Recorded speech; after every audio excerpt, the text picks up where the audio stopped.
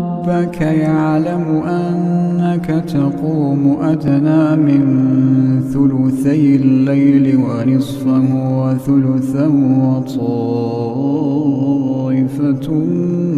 من الذين معك، والله يقدر الليل والنهار، علم أن لن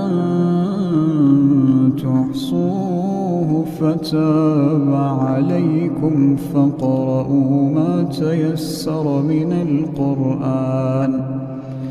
علم أن سيكون منكم مرضى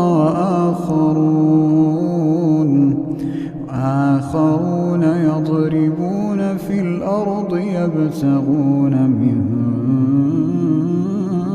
فضل الله،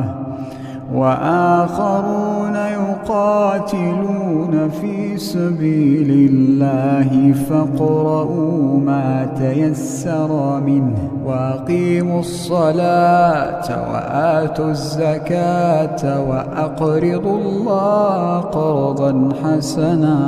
وما تقدموا لأنفسكم من خير تجدوا عند الله هو خيرا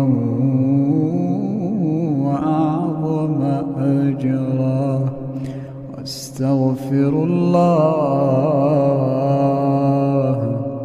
إن الله غفور